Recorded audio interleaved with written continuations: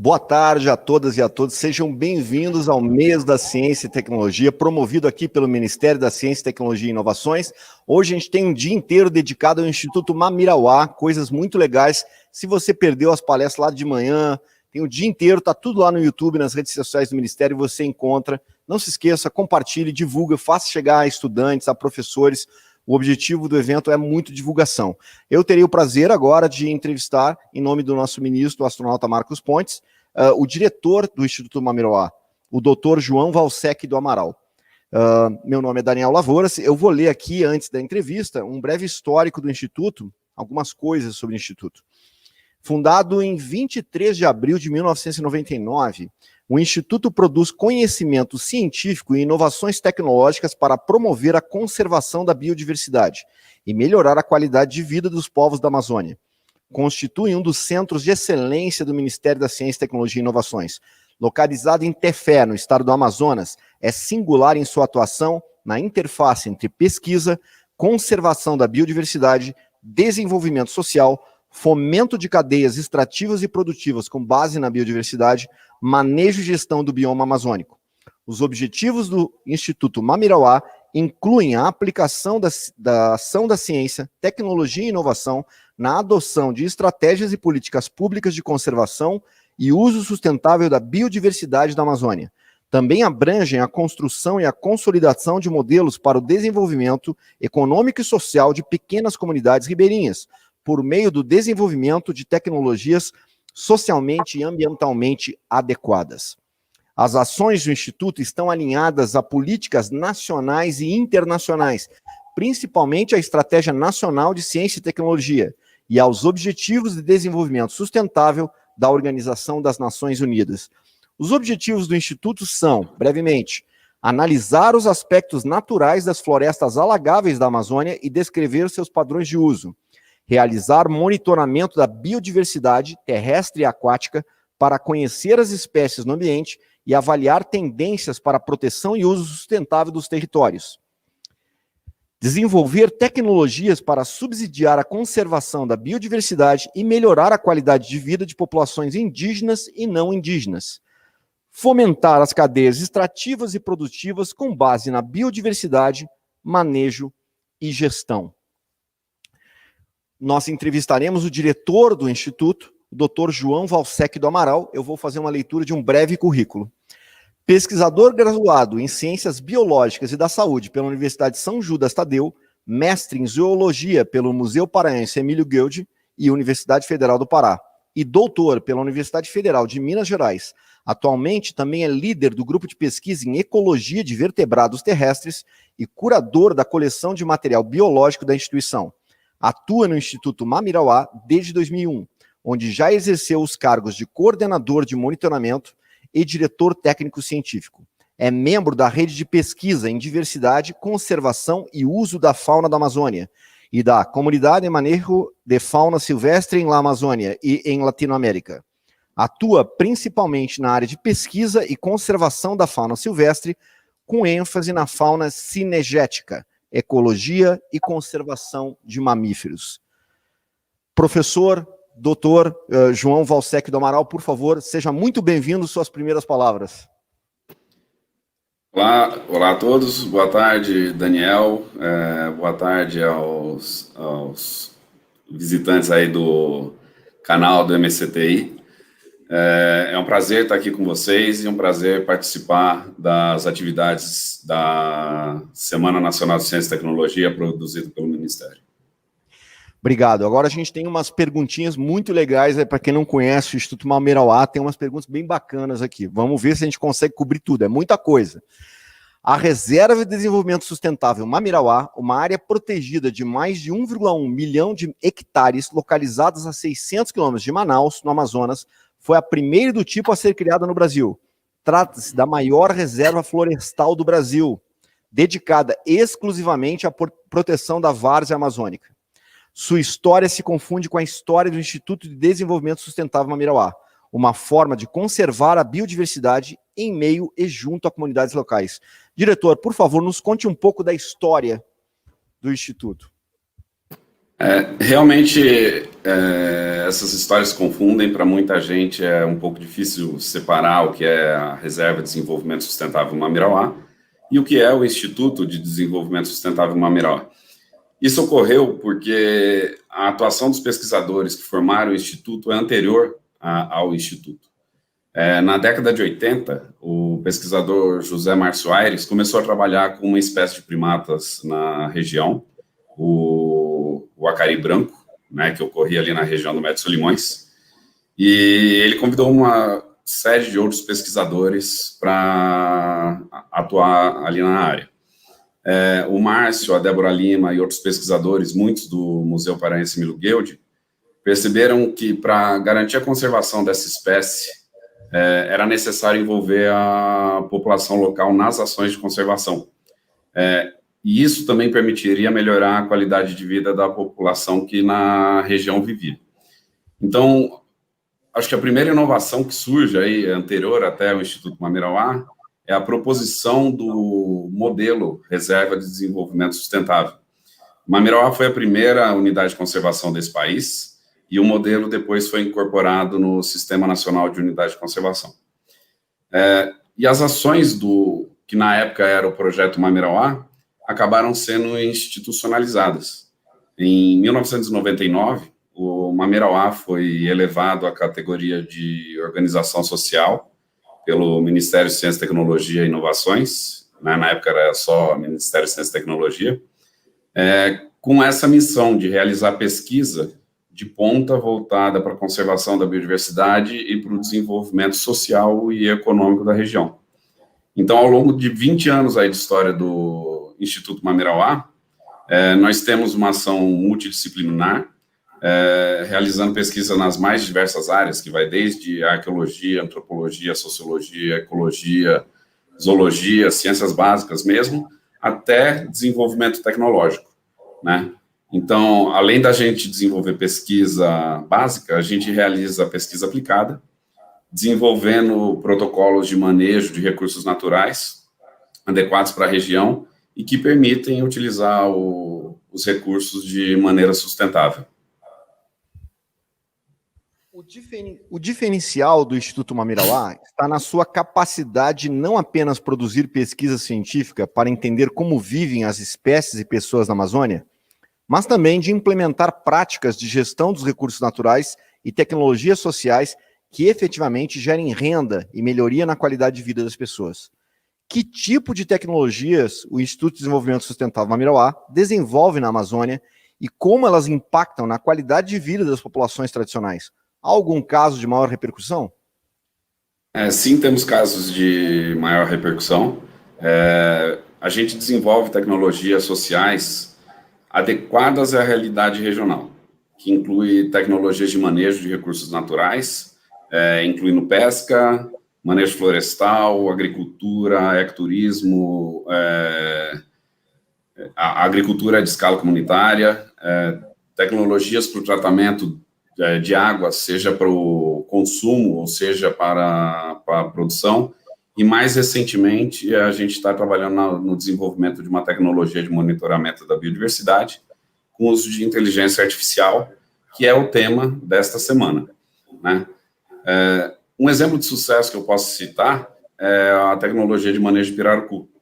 O pirarucu era uma espécie que estava sob ameaça de extinção e que hoje, com a tecnologia gerada pelo Instituto Mamirauá, está sendo explorada por milhares de pescadores de maneira sustentável, gerando tanto renda para as famílias como renda para o Estado, né? Porque é um recurso natural de extrema importância na região. A tecnologia como um todo é um processo complexo, mas que, de forma resumida, consiste em monitorar a população do pirarucu, contabilizando o número de indivíduos adultos e reprodutivos, para o estabelecimento de uma cota de retirada. Essa cota é autorizada pelos órgãos competentes e os pescadores só extraem essa parcela da população, obtendo lucro através da atividade e fazendo com que a população natural se recupere. A espécie que era proibida no estado, hoje, como eu falei no início, é manejada por milhares de pessoas. tanto da Reserva Mamirauá, como de outras unidades de conservação e por populações urbanas, por colônias e associações de pescadores. Que história bacana. O Instituto é reconhecido por conseguir aliar, de forma séria, ciência de ponta e o conhecimento tradicional, testado e comprovado das unidades locais. Pode nos dar alguns exemplos disso? O melhor exemplo é o exemplo do pirarucu que eu citei. Como a espécie estava sobre algum grau de ameaça, o Mamirauá investiu em uma série de pesquisas sobre a espécie, para saber o que estava acontecendo e como a gente deveria trabalhar para recuperar os estoques naturais. Um dos pesquisadores que trabalhava com a espécie, o Leandro Castelo, ele tinha certas dificuldades para realizar as contagens de pirarucus com os métodos científicos que estavam disponíveis na época. Os métodos funcionavam, mas eles eram muito custosos, tanto do ponto de vista financeiro como do ponto de vista de esforço, de tempo de campo que era necessário. Entretanto, os pescadores que ajudavam ele ali na região, que trabalhavam com ele na época, especialmente o Jorge Tapioca, contou para o pesquisador, contou para o Leandro, que eles conseguiam contar os peixes, contar os pirarucus, quando esses subiam para respirar. Uma história engraçada é que o pirarucu, que é um peixe de tamanho muito grande, eles vêm à superfície para retirar oxigênio da atmosfera, diferente dos outros peixes que só ficam debaixo d'água. Então, nesse momento que o peixe sobe, os pesquisadores não só localizam ele, mas conseguem saber quantos estão naquela região. E eles falavam, nesse lago tem X bichos, 50 animais. E conseguiam dizer que eram adultos ou subadultos, o que permitia estabelecer cotas de retirada. Esse método tradicional foi testado e validado cientificamente, e o próximo passo foi a gente transformar o método que foi gerado com essa questão de aliar o conhecimento tradicional com o conhecimento científico em políticas públicas. A legislação hoje que permite manejar o pirarucu é baseada nessa pesquisa, é baseado no conhecimento tradicional, e os pescadores que se beneficiam são justamente os que fundamentaram toda a pesquisa. Teve um passo curioso depois, porque aqueles pescadores sabiam contar, o pescador provou isso, mas será que isso poderia ser ensinado para outras regiões? Isso também foi processo de experimentação de outra pesquisa. A gente pegou pescadores jovens de outras regiões que não contavam pirarucu tradicionalmente, pegou os mais experientes, eles ensinaram e os jovens aprenderam. Então, o método está sendo disseminado em toda a Amazônia e a espécie está recuperando em todas as regiões onde o método está sendo implementado com bastante sucesso, tanto do ponto de vista de conservação, como do ponto de vista de desenvolvimento social e econômico da região. Parabéns, novamente, uma história bem bacana. Qual é o alcance geográfico das ações do Instituto Mamirauá? Hoje o Mamirauá trabalha em toda a Amazônia, mas nós temos a nossa atuação focada na região do Médio Solimões, especialmente no ambiente de várzea e em áreas protegidas de uso sustentável. Mas as nossas ações se estendem desde a costa brasileira, na região do Pará e Amapá, até o Alto Rio Solimões e Rio Javari, próximo da tríplice fronteira Brasil-Peru-Colômbia. Este ano, o tema da Semana da Ciência e Tecnologia foi inteligência artificial. Que projetos ou estudos do Instituto utilizam para a conservação da floresta e da biodiversidade? Que projetos envolveriam inteligência artificial? Como eu citei no início da palestra, tem um projeto que se chama Providence. Ele foi alvo de mais do que uma, na verdade, apresentação ao longo desse mês da ciência do Ministério. Hoje, o pesquisador, que é o nosso diretor técnico-científico, Emiliano Ramalho, falou sobre o projeto mais cedo. É um projeto que está gerando uma nova tecnologia para o monitoramento de espécies da nossa fauna. É um equipamento que faz captação de som e imagem dentro do ambiente florestal. O equipamento identifica de qual espécie aquele som ou aquela imagem foi tirada, ou de que o som veio, e transmite a informação já processada via satélite, via sinal de rádio ou via sinal de celular para o pesquisador. Então, isso diminui muito o esforço de campo, diminui muito os custos associados para levantar essa informação no campo e aumenta muito a velocidade da pesquisa. E todo o processo é baseado em inteligência artificial. A próxima pergunta tem a ver com um paradoxo, né? Estamos falando de inteligência artificial para a conservação da Amazônia, mas a região ainda sofre com gargalos, como tratamento de água e saneamento básico. Como é que a instituição lida com essas contradições? Eu acho que a melhor forma de te responder isso é trabalhando nessa área. Nós temos projetos em curso, tanto na área de saneamento básico, como na área de tratamento, não só tratamento e disponibilização de água de qualidade, que pode ser usada para consumo ou pode ser usada para produção. Então, atuar nessa área é necessário, nós precisamos de bastante investimento para a questão de água e saneamento na Amazônia. Pode parecer um paradoxo também falar que a água na Amazônia é um problema, mas porque a água nós temos em abundância, água de qualidade, não. E tratar água na Amazônia rural é muito difícil, porque nós temos um outro gargalo, que é a energia. Então, as tecnologias desenvolvidas pelo Instituto Mamirauá associam tratamento e disponibilização de água com o uso de energia solar, né, porque a energia não está disponível na região. Uma das tecnologias geradas nesse sentido foi vencedora do prêmio FINEP de inovação do ano de 2012, e é uma tecnologia que está sendo difundida na região. Temos um trabalho específico em curso sobre tecnologia de sanitários para ambientes alagáveis na Amazônia. Você imagina uma floresta que por 3 meses do ano vai integralmente para o fundo. Então, não é possível ter fossas, como tradicionalmente a gente conhece.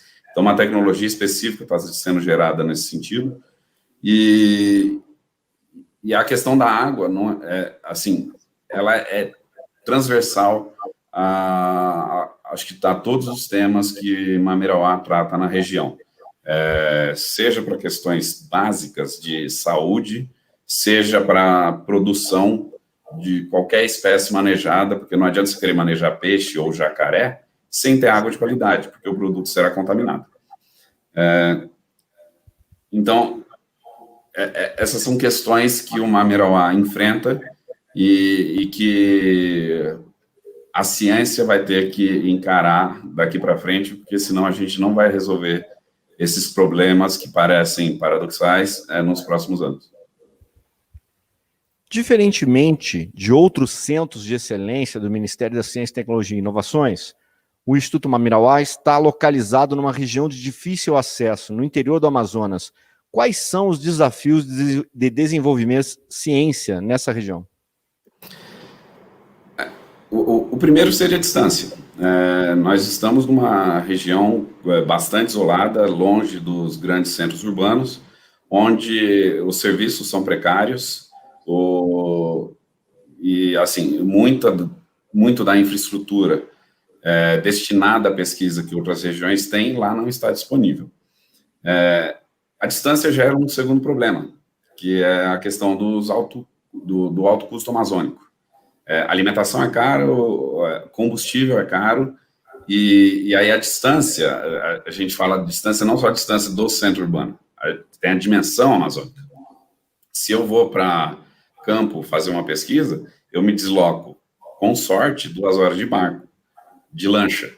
Às vezes, eu me desloco por 3 dias de barco.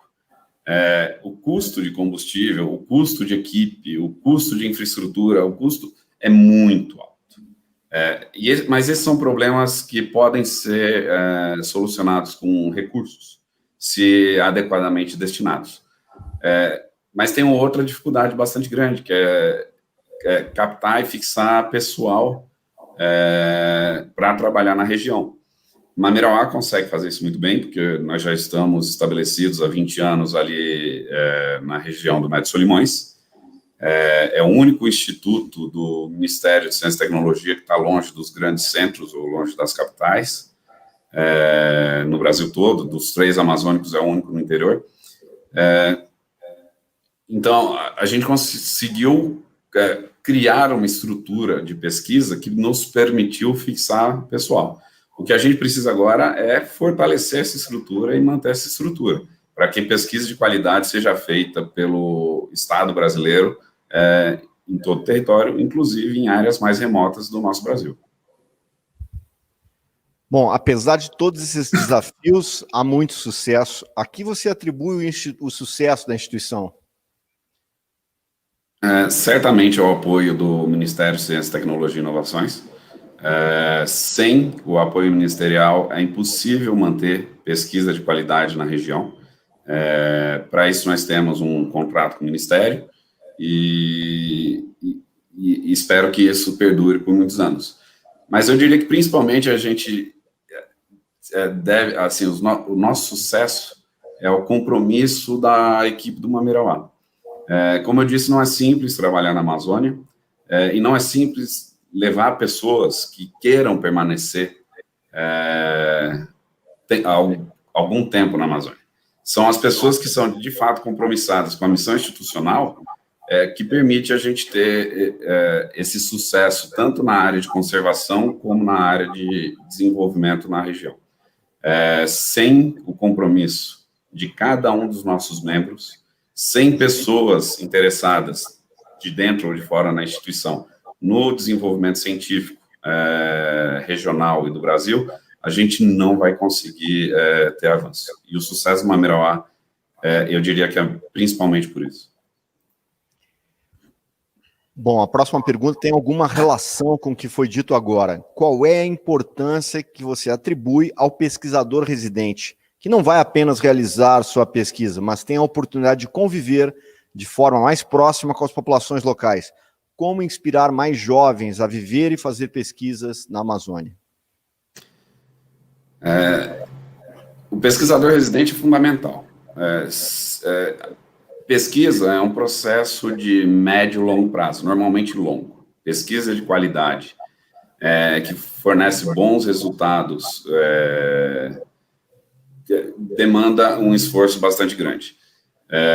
Óbvio que estudos pontuais são importantes, mas a gente não consegue gerar grandes séries de monitoramento, grandes séries de dados ou fazer qualquer desenvolvimento tecnológico em pouco tempo. Então, nós precisamos de pesquisadores fixos na região. Esse pesquisador, ele é capaz de compreender a realidade regional. Ele não vem com uma visão externa tentando impor um modelo que não vai ser sustentável, a gente coloca e a coisa se perde ao longo do tempo.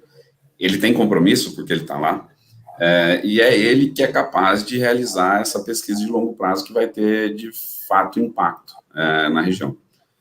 A outra questão era sobre como inspirar jovens para fazer pesquisa na Amazônia. Eu acho que a Amazônia, por si só, é inspiradora. Eu, quando era jovem, antes de ter a barba branca, eu sempre pensei, fazendo como biólogo, como estudante de biologia, em trabalhar na Amazônia. Sempre foi um sonho que deu certo, por sorte. E eu acho que uma outra inspiração para aqueles que estão assistindo às palestras de hoje e, eventualmente, essa entrevista, é conhecer um pouquinho dos resultados que não só o Instituto Mamirauá, mas os resultados que os institutos amazônicos têm obtido nos últimos anos e como isso interfere na qualidade de vida de cada uma das pessoas que vivem na Amazônia. Acho que isso é inspirador e acho que isso, se as pessoas realmente conhecerem, isso deve levar muitos a tentar ou a trilhar esse caminho que eu segui. Bacana. Só como referência, a gente tem ainda uns 20 minutos e estamos chegando nas 3 últimas perguntas. Recentemente, o modelo de turismo de base comunitária do Instituto foi reconhecido pelo G20, grupo formado pelas 19 maiores economias do mundo, mais a União Europeia, como modelo global de turismo inclusivo e sustentável para a retomada da economia através do turismo. Por que o Instituto decidiu atuar também nessa área? E como funciona esse modelo? Legal. Esse foi um reconhecimento bastante importante, porque é um processo, é um modelo que foi desenvolvido ao longo de muitos anos pelo Instituto, fruto do esforço de muitas pessoas, e novamente aliando a equipe técnico-científica com as populações tradicionais, com as populações rurais, a população amazônica. O Mamirauá entende o turismo de base comunitária, ou a ação de turismo, que a gente implementou lá no passado, também como uma ação de manejo de recursos naturais, implementados pelo Mamirauá. Nesse caso, obviamente, a gente está falando de um recurso que não é extrativo, igual peixe, igual jacaré, igual madeira, né? A gente está tratando do manejo do recurso cênico ou do recurso natural que pode ser observado durante a atividade de turismo. No início da atividade, ela foi pensada como uma forma de gerar renda para aquela população, porque o modelo de unidade de conservação, o modelo de preservação que estava sendo pregado na Amazônia, impunha algumas regras que impediam que as populações tradicionais explorassem alguns recursos da forma como sempre exploraram. Então, a ideia era gerar renda, diminuir a exploração de alguns recursos e, consequentemente, conservar o meio ambiente.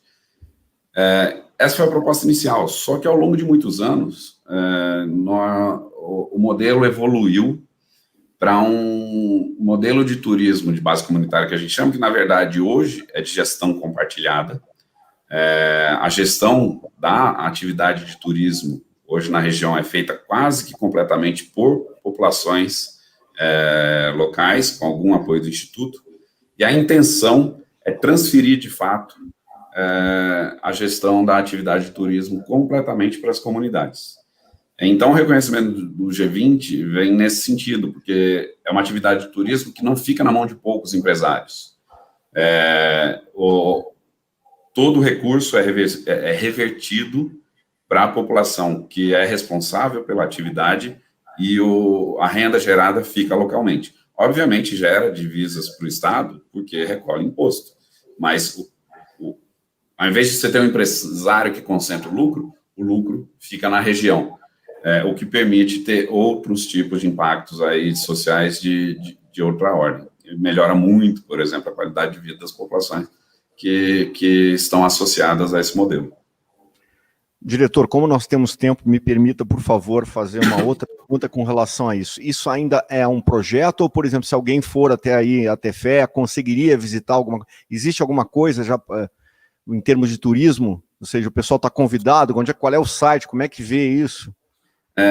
A partir do site do Mamirauá, é possível encontrar um link para o site da Pousada Wacari, ou pode procurar no Google, na internet, e entrar diretamente no site da Pousada Wacari. Hoje existe uma pousada que fica localizada no setor Mamirauá, da Reserva Mamirauá, novamente o nome se repete, que é uma pousada que recebe até, acho que, 20 turistas por vez, tem um número de turistas máximo por ano, de acordo com o plano de manejo estabelecido para não gerar impacto na região. São vendidos pacotes fechados para 3, 4, 7 dias, tem pacotes específicos para observadores de aves, dá para montar pacotes diferentes, por exemplo, para visitas técnicas, para grupos maiores. Então, sim, estão todos convidados a visitar Mamirauá. A pousada, no momento, está fechada, infelizmente, por conta da crise do Covid-19, mas se tudo der certo, nós estamos retomando as atividades de turismo ali na região, a partir de talvez junho ou julho do ano que vem, se tudo der certo, se a gente tiver sucesso aí com a vacina, vamos aguardar. Mas estão todos convidados a visitar Mamirauá, não só como turista, mas se for para Tefé, o que não é uma rota normal, mas se passar por Tefé, se for visitar a região, a sede institucional está de portas abertas para os visitantes, para conhecer um pouquinho mais do nosso trabalho. Olha aí, olha a oportunidade, pessoal. Beleza, já fiquei com vontade aí de visitar. Eu morei perto, mas na Amazônia tudo é longe, né? O perto em termos, né? Tudo Belém é longe. A próxima pergunta justamente tem a ver com a pandemia. O Instituto fez um esforço no início e na fase mais crítica da pandemia para produzir estudos, monitorar e divulgar para a sociedade, de forma ampla, informações sobre a contaminação e medidas de proteção contra o vírus. De que forma isso contribuiu para as estratégias adotadas pela população e pelo estado do Amazonas? Na verdade, a gente fez no início, mas a gente continua fazendo, né? A gente não parou com as ações institucionais para a prevenção do Covid-19. Lá no início, a gente, com o monitoramento de dados, com os dados que existiam disponíveis para a região, até mesmo para o Brasil, a gente gerou um modelo de propagação da doença, como aconteceria ali na região do Médio Solimões, principalmente Tefé, e para o interior próximo. E com base nisso, a gente conseguiu fazer algumas recomendações. Nós trabalhamos como parceiro aí no Comitê de Prevenção à Covid do município de Tefé. Uma das consequências óbvias é que Tefé foi uma das primeiras, se não a primeira cidade do interior do Amazonas a entrar em lockdown, devido às informações que foram passadas para o comitê como um todo e posteriormente para a prefeitura, que coordena o comitê. Isso conseguiu conter um pouco o avanço da doença ali na região, mas o impacto da doença, mesmo com o lockdown, mesmo com as medidas restritivas, não foi pequeno no ambiente urbano. Por sorte, ele foi, eu diria que minimizado para o interior, que é, de fato, a população mais vulnerável. Em algumas regiões, a doença demorou a chegar, e espero que em algumas outras ainda nem tenha chegado, mas, assim, são as ações que foram possíveis a gente implementar. Infelizmente, a gente sabe que tem muita gente que desrespeita qualquer recomendação que é dada, mas atualmente nós permanecemos com a maior parte das atividades de campo suspensas. Temos um programa de rádio que veicula informação específica sobre a pandemia e sobre como se prevenir da doença, que é voltado especificamente para as áreas mais remotas, que são áreas que não têm acesso à informação como os outros ambientes. A informação com linguagem adequada é produzida e a gente continua trabalhando nesse sentido. Uma outra informação adicional é que a gente mantém no nosso site um painel sobre o Covid no estado do Amazonas e com um detalhamento específico em Tefé, onde a gente pode ver a evolução da doença e, no caso de Tefé, ali na região do Médio Solimões, de forma bastante detalhada. Diretor, chegamos à nossa última pergunta. Qual é o quadro atual do Instituto e a importância do investimento em ciência e tecnologia na Amazônia? Uma pergunta profunda. Pois é. Até, assim, não é difícil pensar na importância para a Amazônia, mas talvez seja um pouco complicado falar sobre todos os aspectos. Hoje, Mamirauá tem aproximadamente 250 pessoas. Isso envolve desde pesquisadores, estudantes, bolsistas, extensionistas das mais diversas áreas, Nós temos barqueiros, cozinheiras, assistente de campo, mateiro. É um grupo grande, muito diverso, que hoje está em aproximadamente 250 pessoas. Já fomos mais, porque uma das coisas aí, falando em importância do investimento na Amazônia, é que, primeiro, sem investimento em ciência e tecnologia, a gente não tem ciência e tecnologia. Ciência é a base para o desenvolvimento de qualquer nação. Sem ciência, nós não temos educação, nós não temos avanço econômico na área agrícola, nós não temos avanço tecnológico de qualquer forma, desde o celular que todo mundo usa, até tecnologias básicas, que parecem básicas, de uso de recursos naturais em qualquer região. No que diz respeito especificamente à Amazônia, por se tratar de uma área remota que tem características muito específicas, boa parte da tecnologia gerada nacionalmente não se aplica àquela região. Então, o investimento tem que ser bastante específico. Nós não vamos conseguir explorar a Amazônia e gerar riqueza para o país, que é o que muita gente pensa, se não tiver tecnologia adequada de manejo, considerando as realidades locais. Não é possível você pescar, não é possível você tirar madeira, não é possível você fazer agricultura na região, considerando um cenário de floresta em pé, se a gente for depender das tecnologias geradas para outras áreas. Nós precisamos de investimento específico e de grande porte. E esse investimento tem que ser continuado.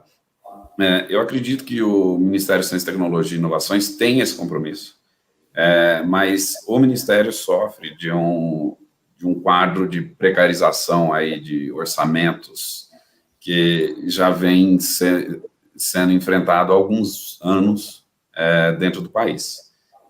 A gente precisa, de fato, de uma recuperação orçamentária do Ministério, não estou falando nem da instituição, para que a ciência no país como um todo receba a atenção devida e os investimentos devidos para que a gente possa, de fato, atender às necessidades do país e não ficar dependendo de conhecimento gerado fora.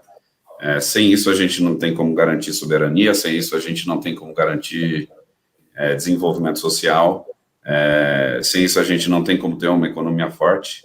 Então, ciência é fundamental para todas as áreas que a gente possa pensar. Né? Eu diria que ciência é tech, é pop, é tudo. Né? O pessoal diz que é agro, é tech, é pop, é tudo. Eu diria que ciência, porque nem agro existe sem ciência. Aí a Embrapa de exemplo. Né? E acho que o papel do Ministério de Ciência, Tecnologia e Inovações é mais do que fundamental. Na verdade, ele existe para isso. Perfeito. Doutor João Valsec do Amaral, diretor do Instituto de Desenvolvimento Sustentável Mamirauá, muito obrigado pelas palavras, muito obrigado pelos esclarecimentos. Aí muita gente está nos assistindo que não conhecia muito Mamirauá, tenho certeza que ficou tão curioso quanto eu, que aprendi um monte de coisas aqui. Muito obrigado pela disponibilidade, pela gentileza. Temos tempo ainda para suas últimas palavras. Em nome do Ministério, agradecemos muito a sua presença aqui. Na verdade, eu agradeço. É sempre um prazer a gente ter a possibilidade de falar um pouco de ciência para a população. Infelizmente, não é uma área que as pessoas costumam acompanhar, seguir, curtir. E eu fico, assim, muito satisfeito de poder ter participado aí da semana promovida pelo Ministério. Queria agradecer a todos, convidar todos, conhecer um pouquinho mais do Mamirauá, indo no nosso site, vendo as nossas publicações, e convidar a todos também a voltar o olho um pouquinho mais para a Amazônia, para esse lado social, que cada vez mais fica evidente que é importante e que nem sempre é lembrado.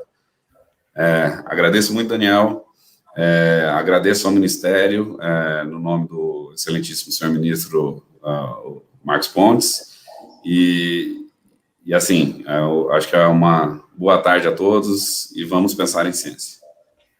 Obrigado, diretor. Boa tarde a todos. Reiterando o convite, quem perdeu as palestras aí o dia inteiro de hoje dedicado ao Mamirauá, daqui a pouco, 5 horas, tem mais Mamirauá. Eu acho que vai até às 7 ou 8 horas da noite. Tem uma programação inteira dedicada ao Mamirauá. Então, quem tiver dúvida, quem quiser ver agora o que já passou, tá tudo lá no YouTube, nas redes sociais do Ministério, também no Mamirauá.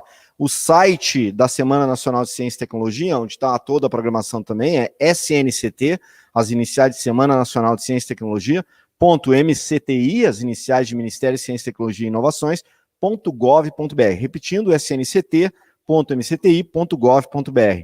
Muito obrigado a todos que estiveram conosco, especificamente a gentileza do diretor, e daqui a pouco tem mais Mamirauá. Obrigado.